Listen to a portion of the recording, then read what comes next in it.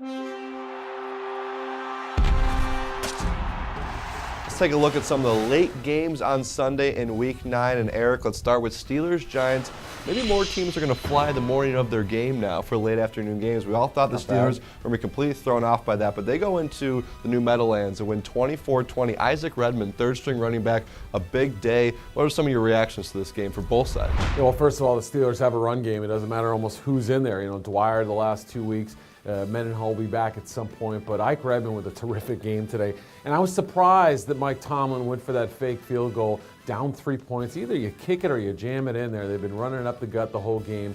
You know, it's evidence that their run defense and really their whole defense needs some serious work right now. And that's 3 games in a row. The passing game has been unsuccessful. Eli Manning not able to bail them out in this game. So a really interesting turn of events for both teams, I think. Yeah, you could chalk me up as one of the people watching that game, expecting Eli Manning to bring him back. We've seen it so often. But on the Steelers side, I know Mike Wallace, big play for him in that game as well. Heading over to Seattle, the Seahawks continue to be dominant at home. They beat the Vikings 30-20. Marshawn Lynch, a big game. Russell Wilson, a couple touchdown passes. Make up for the fact that the run defense got gashed by Adrian Peterson, but Seahawks staying in that playoff hunt. As long as they continue to play in Seattle, they're going to do fine. All right, 5-4 overall, but 4-0 at home. That's a huge advantage for them, obviously, that crowd. You got the crowd taken out of them early, though, like you mentioned, that Peterson 74-yard run. He set the tone early on with the big runs, but they made some adjustments. They kind of hemmed him in a little bit. He was the only guy making plays on offense for the Vikings. That was the biggest thing. Christian Ponder got into rhythm for a short time, couldn't get back in it though. And Percy Harvin was injured. He was in and out of the lineup, so he couldn't help them out as well. Defensively, the Vikings got to make some adjustments. That nose tackle situation isn't working right now.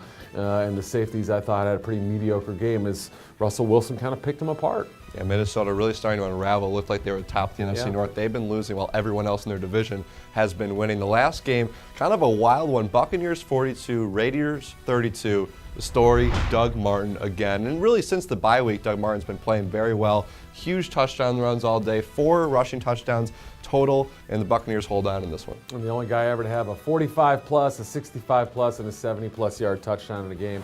Unbelievable. Before that last touchdown, his 3 previous carries had gone for 150 yards, so he was just breaking off big runs left and right. Raiders stayed in it, though. Another questionable coaching decision. Greg Schiano giving the ball to LeGarrette Blount. Made no sense whatsoever with Martin having the big day.